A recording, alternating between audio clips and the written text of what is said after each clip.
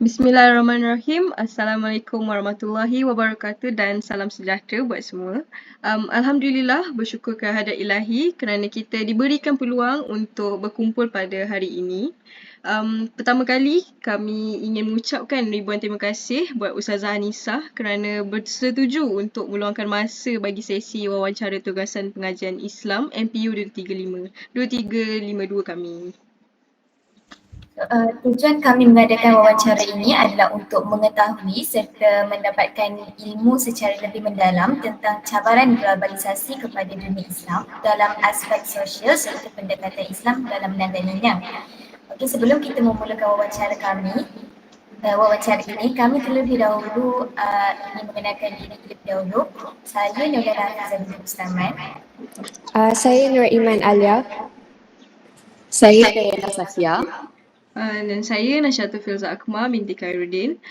Dan juga tidak lupa dipersilakan untuk informer kita pada hari ini, Ustazah Anisah, untuk memperkenalkan diri dan bercerita tentang latar belakang Ustazah serba sedikit. Dipersilakan. Bismillahirrahmanirrahim. Assalamualaikum warahmatullahi wabarakatuh. Nama diberi Anisah binti Muhammad, berasal dari Terengganu. Pendidikan awal macam biasalah, Sekolah Kebangsaan Pusat Dungun, Daerah Dungun, Sekolah Menengah Agama Sultan Ismail Dungun. Kemudian menyambung pelajaran ke matrikulasi UIA. Kemudian UIA yang sebelum ni di Petaling Jaya. Kemudian diploma pendidikan juga daripada UIA. Kemudian saya menyambung lagi pengajian ke peringkat sarjana di Universiti Kebangsaan Malaysia. Bidang saya ialah pendidikan Islam. Itu je lah kot. Sekarang ni Ustazah mengajar di mana sekarang? Saya mengajar di Sekolah Menengah Kebangsaan Bukit Indah Ampang sejak 2004 hingga sekarang.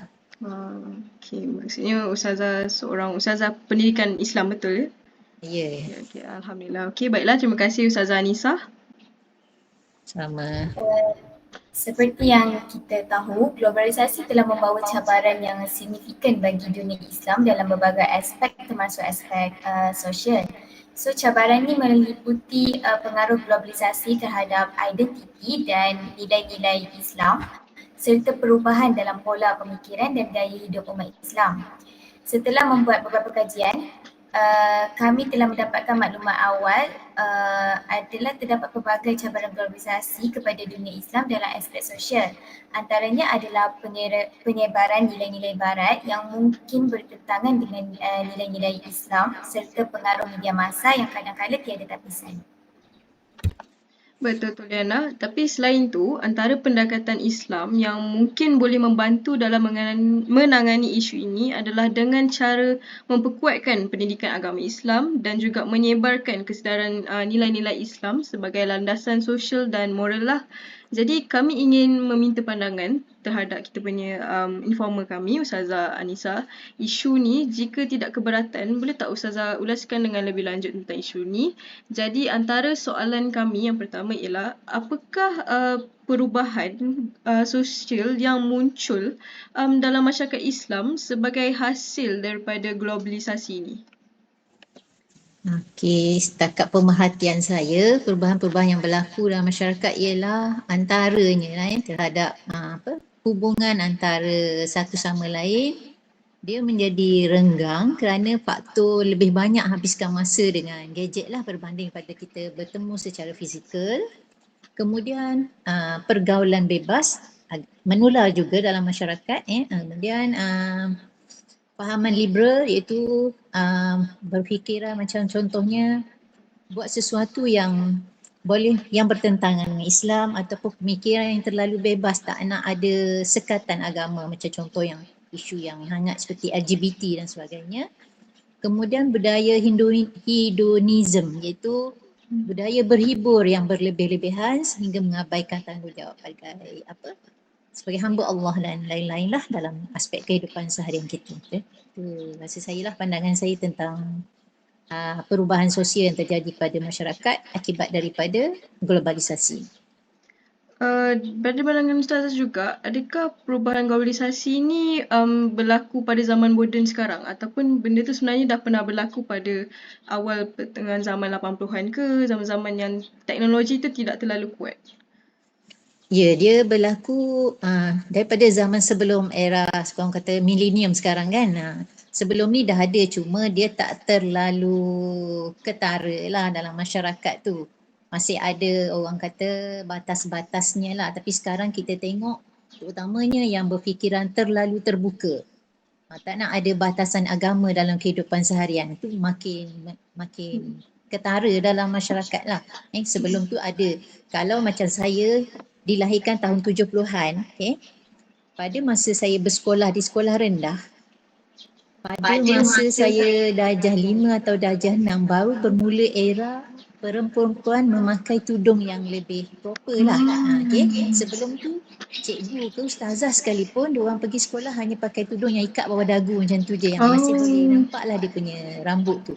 Maknanya baru nak mula bangkit kepada menghayati kehendak cara menutup aurat yang ditetapkan oleh Islam. Kemudian bila saya dah masuk sekolah menengah, sebab kebetulan mungkin saya sekolah agama, jadi benda ni tak ketara lah di sekolah saya tu. Tapi masyarakat baru mula, maknanya sekitar tahun 80-an tu baru mula pemakaian tudung bagi wanita ni secara yang lebih proper lah, secara yang mentaati kehendak dalam surah An-Nur tu. Maknanya tudung dia labuh menutupi dada dan sebagainya. Lepas tu dia macam meningkat, sekarang dia macam nak jatuh balik sebab dia punya curve tu macam nak naik, lepas tu dia macam turun, nanti dia akan bangkit semula bila di hujungnya kan. Itu dia punya gelombangnya. Terus sekarang ni kita dalam era macam kejatuhan adab-adab dan nilai-nilai Islam dalam masyarakat kita, terutamanya masyarakat Melayu Islam lah. Itu saya punya pemerhatian lah. Allahuakbar. Wallahualam, tapi betul juga mungkin kami ni sebagai anak muda pun boleh nampak juga sedikit apa yang terjadi dalam teknologi sekarang. Anak muda macam lebih bebas, banyak berlaku lah kan. Okay, ayolah kita beransur kepada soalan yang kedua. Jadi soalan kedua kami, pada pendapat Ustazah, apakah peranan teknologi atau media sosial dalam proses globalisasi dalam masyarakat Islam ni? Perkembangan teknologi ni sebenarnya kalau kita tengok dari sudut yang positif, dia akan jadi positif. Tapi kalau kita guna dia ke arah negatif, dia akan menjadi negatif. Sebab sekarang ni apa-apa maklumat seolah-olah berada di hujung jari kita. Kalau kita nak cari maklumat yang betul, yang baik pun ada hujung jari. Nak mencari maklumat yang negatif pun ada di hujung jari. Jadi para pendakwah lah, orang yang terlibat dalam proses mengislamisasikan masyarakat lah senang cerita, mereka boleh menggunakan segala kemudahan teknologi yang ada pada hari ini seperti macam YouTube ke TikTok dan sebagainya dengan menyebarkan ilmu-ilmu yang boleh memberi manfaat kepada masyarakat, memberi nasihat, membetulkan semula pemikiran masyarakat yang kebaratan supaya kembali kepada pemikiran Islam. Banyak macam kalau nak belajar Quran pun sekarang tajwid, boleh belajar tajwid secara online, belajar Quran secara online. Segala ilmu-ilmu yang sebenarnya yang baik tu ada dalam kemudahan perkembangan teknologi. Cumanya kita lah sendiri peranan kita nak pilih ilmu yang betul ke ilmu yang salah. Jadi teknologi tak salah sebenarnya, kita yang menerimanya macam mana. Kan? Itu saya punya pandangan. Jadi patutnya perkembangan atau kemudahan ICT dan sebagainya ini kita gunakan dengan sebaik-baiknya untuk menyebarluaskan maklumat yang betul kepada masyarakat. Maknanya kita jariah ilmu tu kita sampaikan melalui perkembangan kemudahan-kemudahan teknologi yang ada sekarang ni. Macam itulah. Contohnya kita boleh tengok ceramah-ceramah Ustaz Azhar Idrus contohnya dekat YouTube kan ada macam-macam banyak isu yang dia cover. So di situ kita boleh dapatkan ilmu yang betul. Tapi kalau kita tak pilih channel-channel yang betul ni, kita pilih yang negatif, maka kita akan dapatlah yang negatif tu. Itu pandangan saya lah. Allahuakbar. Dia lebih kurang macam nak 1000 daya tak nak 1000 daya. Betul. Cuma macam bila kita bersebut mengenai teknologi dengan agama ni, Ustazah rasa sesuai ke sebenarnya kita menggunakan platform tu sebagai untuk menyebarkan agama dan sebagainya? Ya, betul, sangat sesuai supaya semua orang berada di ceruk mana pun dia boleh dapat maklumat yang jelas, yang betul. Sebab macam contoh, kita orang-orang Islam ni, pendakwah-pendakwah Islam, susah nak masuk ke macam kampung-kampung sebab kita tak banyak biaya. Tapi kalau mubalik Kristian, dia orang banyak biaya, dia orang boleh sampai ke hutan Amazon untuk sebarkan Kristian. Tapi orang Islam tak sampai. Dan saya pernah lah masa saya peringkat degree dulu, saya join program dakwah dekat perkampungan orang asli. Nak pergi tu kami kena cari dana sendiri dan sebagainya, walaupun tak adalah sampai nak kena naik boat, naik flight sebagainya. Hanya pengangkutan darat, tapi nak dapatkan dana untuk supaya nak menarik minat mereka mendekati Islam tu memang agak sukar lah nak cari dana-dana nak masuk ke perkampungan orang asli untuk menyampaikan Islam. Tapi masa kami pergi tu alhamdulillah lah ada beberapa orang yang berminat dengan Islam dan berjayalah saya punya pensyarah Islamkan mereka. Lepas tu kan masalahnya kami pergi sekali tu je. Dah tak mampu nak buat follow up. Jadi tak tahulah apa jadi. Tapi berbeza dengan missionary Kristian, mereka pergi dan mereka akan pergi lagi sebab mereka punya dana tu sangat mantap lah berbanding dengan kita punya orang Islam. Jadi susah. Maknanya dari aspek itu kalau kita gunakan teknologi ini dan mereka pun boleh akses kepada teknologi yang ada, insya-Allah mereka boleh dapat info-info Islam yang sebenar. Betul. Saya rasa macam itulah. Okey. Masya Allah. Terima kasih Ustazah atas penerangan yang sungguh bernas sebentar tadi. Baiklah, kita teruskan ke soalan yang ketiga. Dalam era globalisasi yang semakin pesat, pertukaran informasi, teknologi dan arus migrasi yang semakin mudah, telah timbul pertanyaan tentang bagaimana globalisasi mempengaruhi identiti dan keagamaan umat Islam. Oleh itu, pertanyaan saya kepada Ustazah, apakah kesan globalisasi terhadap budaya dan tradisi Islam di seluruh dunia? Oh, dari segi kesan antaranya lah pada pemerhatian saya jugalah ada yang meninggalkan sumber pendidikan Islam iaitu Al-Quran dan Sunnah tu dipinggirkan. Okay, sebab mereka hanya berpandu kepada logik akal semata-mata. Sedangkan sumber yang sebenar yang paling utama kita punya sumber utamalah dalam kehidupan seharian kita ni mesti Quran dan Sunnah. Barulah kita boleh ambil sumber-sumber yang lain sebab sumber-sumber yang lain itu adalah melalui kemampuan akal manusia semata-mata. Jadi kesan daripada globalisasi yang berlaku ni seandainya mereka mengenepikan sumber utama yang Allah turunkan, tak rujuk pada Quran dan hadis, maka kehidupan boleh jadi cacar marbah lah. Kehidupan dia akan mungkin berlaku pertentangan, pertembungan dengan apa yang Allah sarankan, mereka akan buat sebaliknya. Itu saya punya pandangan. Okay? Terima kasih. Terima kasih Ustazah atas penerangan sebentar tadi. Kita boleh teruskan ke soalan yang keempat. Okey Ustazah, cuma nak tanya bila mengenai dalam kesan globalisasi ni terhadap masyarakat kan, adakah pendapat Ustazah kesan tu akan menjadi kesan yang agak lama sehingga ke masa depan? Agak akan terkesan tak kepada individu? Dia bergantung kepada individu tu lah.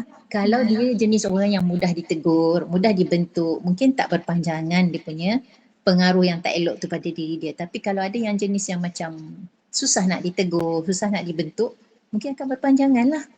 Dia depends kepada individu tu, penerimaan dia macam mana dan juga depends kepada orang yang cuba nak membetulkan dia. Sebab tu dalam Islam, dalam Quran ada sebut, cara kita nak berdakwah ni ada 3 kaedah. Yang pertama dengan hikmah. Hikmah tu dengan penuh kebijaksanaan. Kita kena tengok orang yang kita nak ajak pada kebaikan ni macam mana dia punya sifat dia, jenis orang yang lembut ke, yang keras ke dan sebagainya. So dari situ kita kena tahu macam mana kita nak tackle dia supaya dia boleh kembali kepada benda yang betul. Kemudian yang kedua yang kedua contoh tauladan yang baik. Orang yang nak ajak orang lain pada kebaikan tu dia kena tunjukkan contoh dulu lah, dia sebagai role model. Sebab tu Nabi SAW Allah kata laqad kana lakum fi rasulillahi uswatun hasanah. Sesungguhnya pengutusan Rasulullah itu untuk menjadi contoh kedua hasanah, contoh yang terbaik. Sebab tu Nabi dia memegang watak dia sebagai anak, dia sebagai suami, dia sebagai bapa, dia sebagai pemimpin, dia sebagai ahli masyarakat, dia sebagai pemimpin tentera dan sebagainya. Sebab daripada apa yang Nabi tunjuk tu kita nak aplikasikan dalam kehidupan kita, kita jadikan dia sebagai role model.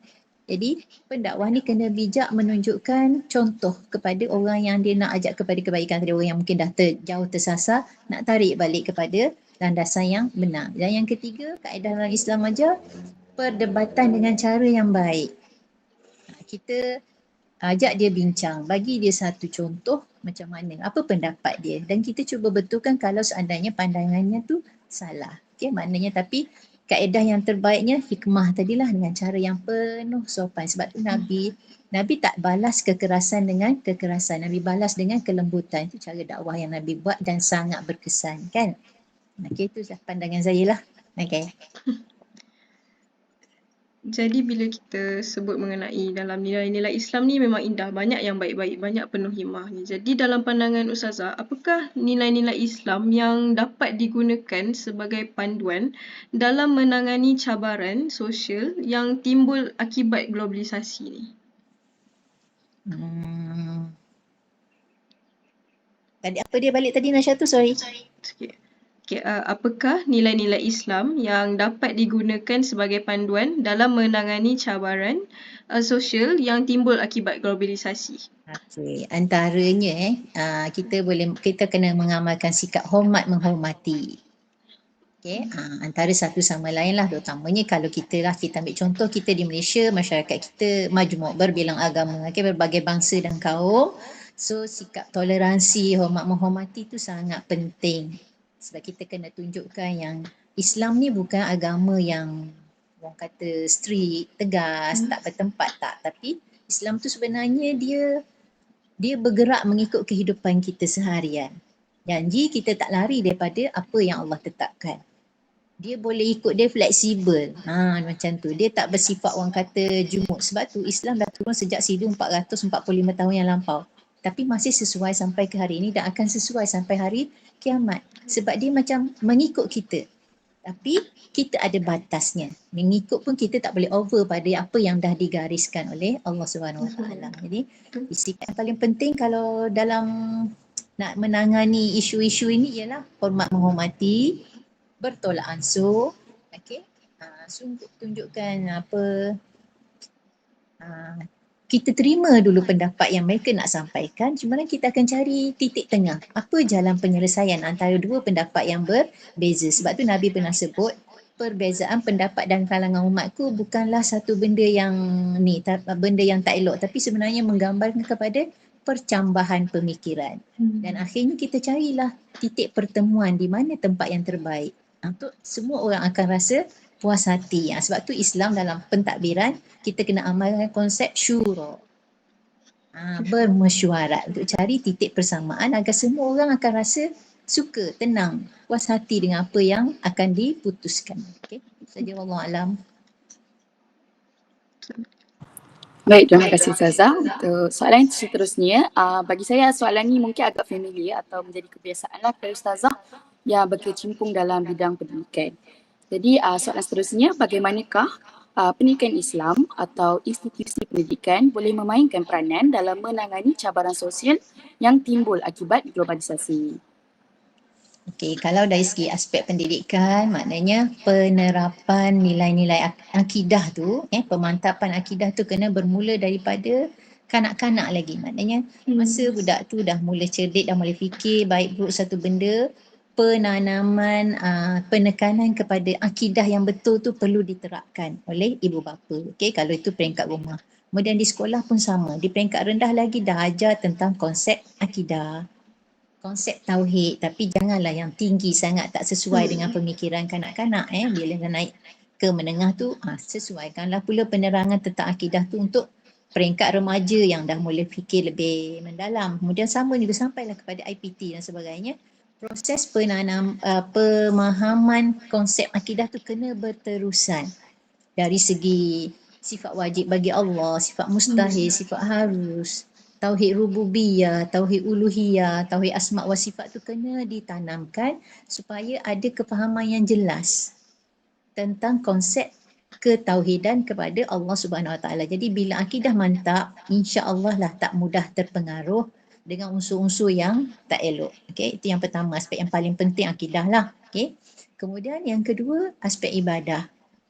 Penekanan kepada ibadah juga bermula daripada usia yang masih muda. Sebab tu Nabi kata ajar anak-anak solat ketika dia berumur 7 tahun dan pukul setelah dia berumur 10 tahun jika dia tak solat. Jadi maknanya dari kecil tu dah ditanamkan kepentingan ibadah tersebut. Kemudian yang ketiga ialah akhlak. Jadi 3 benda ni sangat penting. Akidah, ibadah dan akhlak. Sebab akhlak ni ialah hubungan sesama manusia. Kalau akidah tadi hubungan kita dengan Allah Subhanahu Wa Taala. Ibadah dia ada 2. Dengan Allah dan juga dengan sesama manusia. Macam sedekah dengan sesama manusia. Kalau kita solat tu untuk Allah. Puasa untuk Allah sebagainya. Okay? Kemudian yang 3 akhlak. Perhubungan dalam masyarakat. Jadi kita boleh buat macam bentuk 3 segi lah dari segi hubungan tu. Allah, manusia sama alam sekitar. Tu dalam dari segi akhlak juga berkait dengan alam sekitar. Jadi proses pendidikan ini perlu berlaku secara berterusan. Sebab tu Islam ni dia menekankan pendidikan tu berkonsep sepanjang hayat. Daripada kita dalam buaian sampailah ke liang lahat. Dan tanamkan dengan pemahaman yang sebenarnya tentang kepentingan agama dalam kehidupan seharian kita.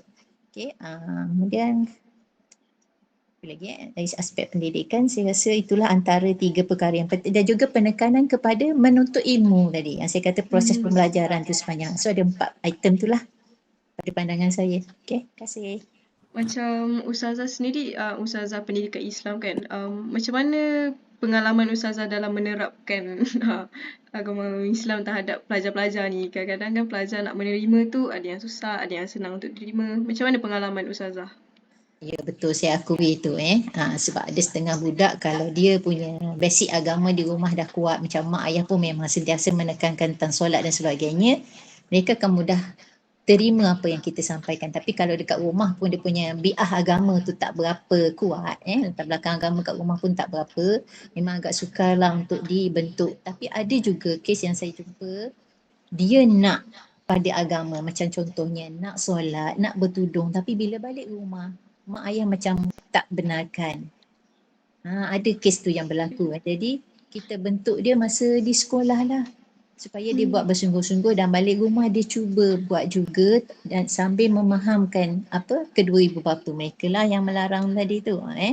Tapi setakat yang pengalaman mengajar saya hampir 28 tahun ni, alhamdulillah lah tak ketara sangat lah yang murid yang tak boleh nak terima apa yang disampaikan tu. No. Cuma adalah sedikit lah tak ketara sangat lah.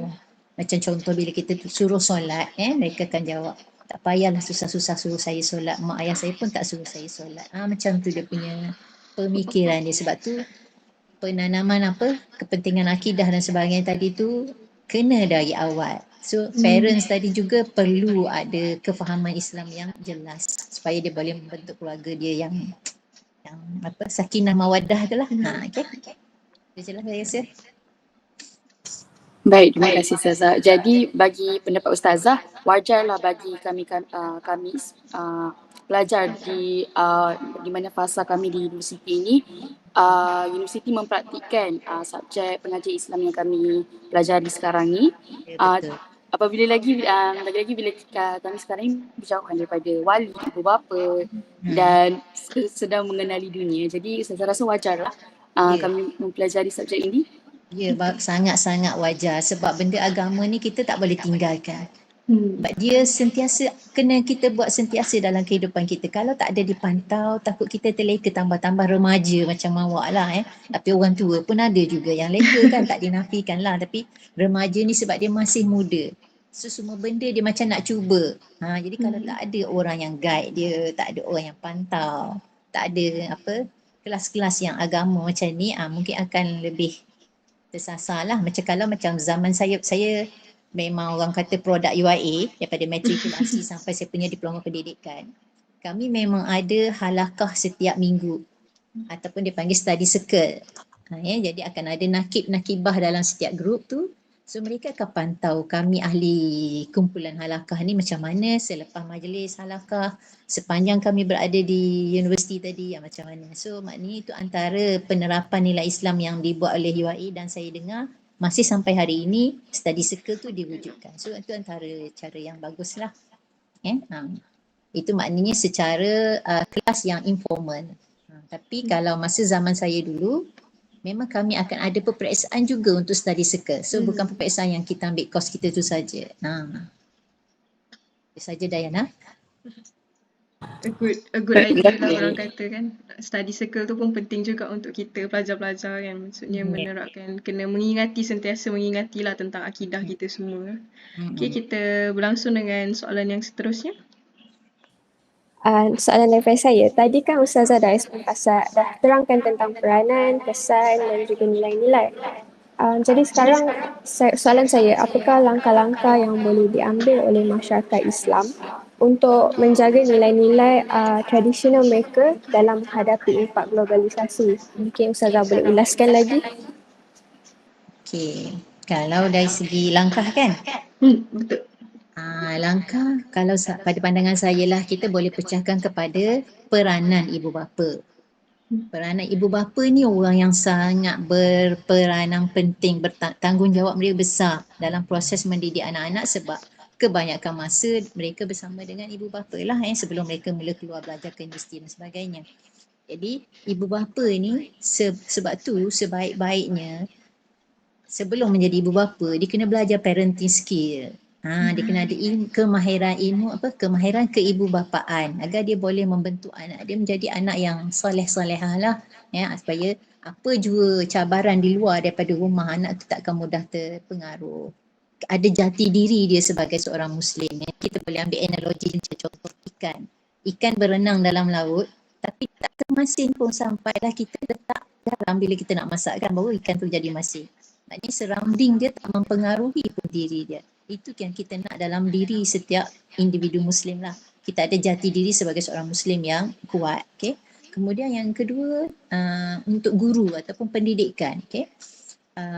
Dalam aspek pendidikan ni, sistem pendidikan kita tu perlulah memberi penekanan kepada pendidikan yang bersifat menyeluruh, memberi penekanan kepada unsur jasmani, emosi, rohani dan intelek atau bersifat holistik, seimbang, semua benda diambil berat orang kata ada garis panduannya. Maknanya bukan hanya menekankan kepada kemahiran intelek sahaja, tapi ada juga penekanan aspek jasmaninya macam mana. Memang Islam pun mengajar pendidikan kalau jasmani, ajar mereka berenang, memanah dan sebagainya kan. Aspek emosinya macam mana, inteleknya macam mana, rohani tu dari segi ibadah lah dan sebagainya. Okay? Jadi semua benda yang terkait kurikulum pendidikan tu mesti mengikut dasar penetapan dalam Al-Quran dan Sunnah. Itu sumber utama, tak boleh lagi. Kemudian yang ketiga, masyarakat. Okay, langkah yang boleh dilakukan atau peranan yang boleh dimainkan oleh masyarakat maknanya nilai-nilai murni tu dalam hubungan sesama manusia tu perlu ada dalam masyarakat. Kena ada sikap hormat menghormati macam yang saya sebut tadi lah. Itu antara langkah dan juga dia sama. Langkah dengan peranan pada pandangan saya itu bendanya macam sama kan. Jadi kalau masyarakat mengamalkan nilai-nilai yang baik, insya-Allah negara tu aman. Walaupun mungkin Islam bukan majoriti di negara tersebut, tapi kerana hubungan yang baik antara individu sama ada Islam atau bukan Islam, hubungan tu akan jadi baik, negara tu akan jadi aman. Sebab tu kalau kita baca sirah Nabi SAW, bila Nabi sampai ke Madinah, antara langkah pertama yang Nabi buat selain pada bina masjid, persaudarakan Muhajirin dan Ansar, Nabi bina piagam Madinah.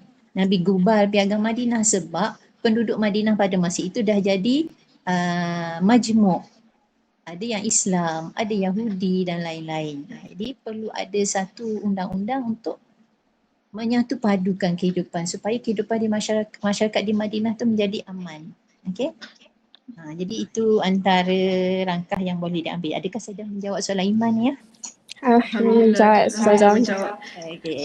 Mengenai langkah-langkah ni kan Ustazah rasa pemerhatian Ustazah lah kan, macam bila kita sebut globalisasi dengan zaman sekarang ni, Ustazah rasa langkah-langkah tu masih diimplement tak zaman sekarang? Adakah masih ada orang yang menggunakan ataupun macam Ustazah sendiri lihat dengan zaman sekarang ni macam mana tu Ustazah? Ada. Ada yang masih mengamalkannya, tapi ada juga yang tak mengamalkannya kan. Tapi macam kalau kita tengok di Malaysia kita ni, alhamdulillah lah setakat ini kan, kita negara majmuk. Tapi hubungan macam saya ni, saya sebaris laju rumah saya ni, saya seorang je Islam Melayu. Yang lain semua Cina, tapi hubungan kami baik. Dan saling ambil berat. Dia akan bertanya khabar, Kalau saya tinggal balik kampung pun mereka akan tolong tengok-tengokkan rumah. Tolong. Sebab kita masih ada nilai-nilai yang hormat tadi.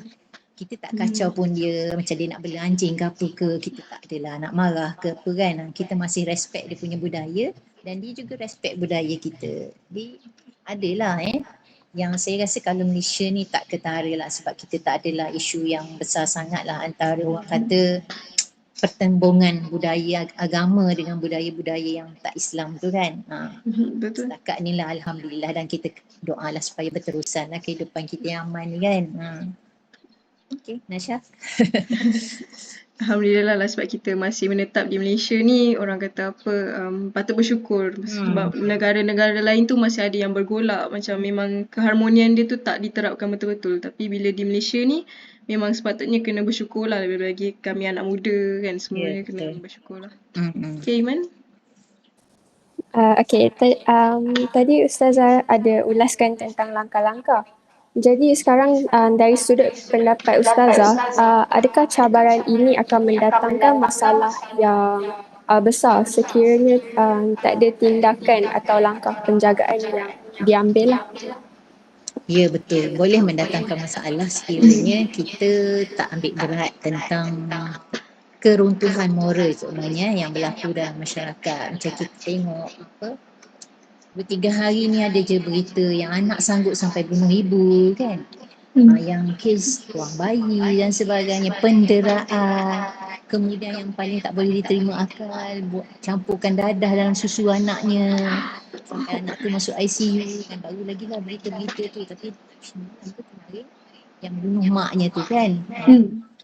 Jadi itu antara pengaruh-pengaruh pada saya lah, pengaruh-pengaruh budaya barat yang masuk dalam masyarakat kita. Jadi kalau kita tak bendung, mungkin akan berlaku keruntuhan moral yang lebih teruk lah.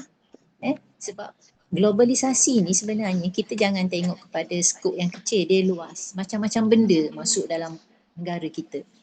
Sama ada benda tu pengaruh yang baik ataupun yang sebaliknya. Macam contoh, yang baik mungkin pendidikan, yang kita nampak ekonomi kan, pelancongan. Tapi yang lain-lain tu macam dadah, vaping, kemudian yang baru ni budak sekolah ni ada satu alat tu. Kalau tak tengok betul-betul tak tahu yang itu adalah vape. Yang mereka cuba nak merosakkan sebabnya kita panggil macam contoh eksploitasi lah golongan-golongan yang nak menjatuhkan umat Islam ni. Orientalis utamanya, mereka sanggup mengkaji tentang Islam, sanggup habiskan duit belajar tentang Quran, belajar bahasa Arab sampai mahir dan akhirnya mereka olah pandangan mereka sendiri tentang Al-Quran, tentang sunnah Rasulullah. Jadi kalau tak ada langkah-langkah yang betul-betul berkesan, saya rasa kita berada di ambang bahaya jugalah. Jadi setakat ini kita tengok JAKIM, Jabatan Kemajuan Islam Malaysia memang memainkan peranan penting lah dalam menyekat benda-benda yang tak elok yang terjadi dalam masyarakat kan. Macam contoh ajaran sesat dan sebagainya tu. Tapi kalau tak dibendung, na'udzubillah lah, memang teruk lah. Betul-betul. Bahaya juga benda sebegitu kan, sebab dia mungkin akan menjadi efek yang lama juga sampai ke bila-bila ke ni. Tapi Alhamdulillah macam Ustazah kata masih dibendung lagi lah. Kalau takut berleluasa tu mungkin akan jadi satu masalah yang besar lah. Betul juga tu. Okay, ke soalan yang seterusnya. Ustazah sebagai individu yang telah berkecimpung dalam bidang institusi pendidikan ni, tak silap saya sudah selama hampir 20 tahun. Bagaimanakah Ustazah melibatkan diri dalam mendidik generasi muda tentang pentingnya memelihara identiti Islam dalam menghadapi cabaran globalisasi pada masa kini? Antaranya melalui kelas-kelas lah, kelas-kelas pengajian Al-Quran. Saya pun adalah ajar Al-Quran pada masyarakat yang luar daripada sekolah lah. Kemudian join program-program yang diadakan di masjid. Sambil maksudnya kalau ada dengar kat masjid ada buat apa-apa, saya akan promosikan dalam kelas. Ajak murid-murid pun supaya yang ada ke lapangan join sama. Tu je lah setakat ni yang saya mampu buat lah. Jadi pada pendapat Ustazah, macam mana pelajar-pelajar ni dapat mula berkecimpung dalam memelihara identiti Islam dalam arus globalisasi ni, lebih-lebih lagi kepada macam pelajar-pelajar yang sambung belajar ke luar negara. Okay. Itulah tadi saya kata daripada rumah tu, maknanya mak ayah kena mainkan peranan yang penting. Pesan sentiasa ingatkan bahawa kita ni sebagai Muslim ada tanggungjawab pada Allah, tanggungjawab pada ibu bapa dan sebagainya. Jadi kena sentiasa pesan. Sama juga dengan murid-murid, macam saya akan tanya, siapa tak solat lagi subuh contoh kan, sekolah pagi kan, siapa tak solat lagi subuh, so bagi ruang untuk dia pergi solat. Dia ganti, kalau ni dah terlebih masa memang kau buatkan. Tak adalah setiap masa saya tanya, tapi adalah tanya secara orang kata sentiasa ingatkan mereka tentang kepentingan tu. Sebab macam kalau macam di sekolah, kalau macam hari Jumaat, sebab mungkin dia tak mengaji kat rumah, so kita buat slot bacaan Yasin beramai-ramai dekat tapak perhimpunan. Itu antara cara nak supaya dia adalah juga dekat dengan Islam tu, hati dia ada lagi Al-Quran. Jadi supaya sekurang-kurangnya apa yang kita sampaikan setiap hari tazkirah tu terlekatlah pada minda mereka, dan mereka keluar atau sambung pelajaran ke luar negara tu, ingatlah juga. Sebab ada juga murid yang masih kontak saya macam sampai sekarang, walaupun dah belajar luar negara, kadang-kadang dia tanya apa yang terjadi, isu-isu solat, isu macam contoh bila haid ke apa ke tak teratur macam mana, masih adalah yang masih. Walaupun saya ni bukanlah orang yang pakar dalam bidang tu, tapi saya cubalah bagi setakat yang saya mampu. Itu je. Itulah saya rasa, Liana, pandangan saya. Harap-harap menjawablah soalan Liana. Menjawab Ustazah. Terima kasih Ustazah. Okay, itu adalah soalan daripada kami. Terima kasih Ustazah banyak-banyak atas ilmu yang disampaikan tadi, dan Ustazah sudi meluangkan masa untuk berkongsi pendapat dan mungkin kongsi Ustazah punya dari sudut pandangan, mungkin langkah-langkah yang boleh dilakukan. Dan saya pun sebagai seorang pelajar, bila saya dengar ni isi yang Ustazah sampaikan tadi sangatlah bermanfaat, dan kami pun dapat tahu serba sedikit tentang cabaran globalisasi terhadap Islam. Sebelum kami akhiri kami punya wawancara ni, mungkin saya nak serahkan kepada Diana yang mungkin ingin berkongsi pendapat setelah kita semua dapat menerima ilmu yang dikongsikan oleh Ustazah Anisah tadi. Baiklah, terima kasih Iman. Jadi setelah selesai sesi wawancara bersama Ustazah Anisah seperti tadi, kami mendapati bahawa pendekatan Islam memainkan peranan yang sangat penting dalam membimbing umat Islam untuk mempertahankan identiti, nilai-nilai dan budaya agama Islam itu sendiri. Dalam masa yang sama dapat diseimbangkan dengan arus globalisasi pada masa kini. Selain itu, masyarakat dari segenap aspek juga, seperti yang Ustazah nyatakan tadi, ibu bapa, guru-guru juga memainkan peranan yang sangat penting dalam menghadapi dampak globalisasi.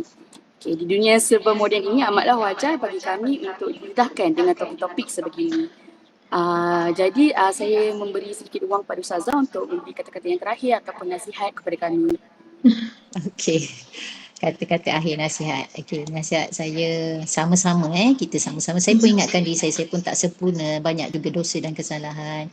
Sama-sama kita kembali kepada panduan Al-Quran dan hadis untuk sebagai sumber utama dalam kehidupan. Maknanya kehidupan kita seharian ini mestilah berasaskan apa yang tertera dalam, apa yang termaktub dalam Al-Quran dan hadis, agar kita sentiasa berada di jalan yang benar, di landasan yang lurus. Sebab kehidupan kita ni sebenarnya nak mencari keredaan Allah. Bukan kita nak cari senang hidup di dunia sahaja, tapi kita nak kehidupan yang senang, yang tenteram, yang selesa di alam sana, di alam akhirat. Jadi sama-sama kita cuba menjadi Muslim yang terbaik. Kita Muslimah lah kan, sebab semua perempuan ni kan Muslimah yang terbaik.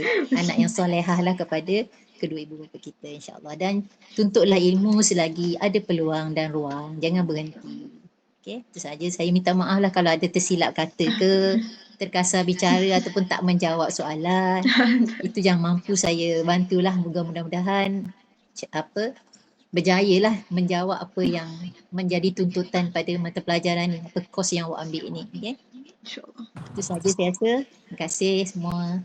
Baiklah, sekali lagi ribuan terima kasih kepada Ustazah Anisa kerana meluangkan masa bersama kami serta rakan-rakan panel yang lain dalam membincangkan topik pada hari ini. Maaf anda ada tersilap pertuturan sepanjang proses wawancara ini. Jadi dengan itu, maka tamatlah wawancara kami pada hari ini. Wabillahi taufiq wal hidayah. Wassalamualaikum warahmatullahi wabarakatuh.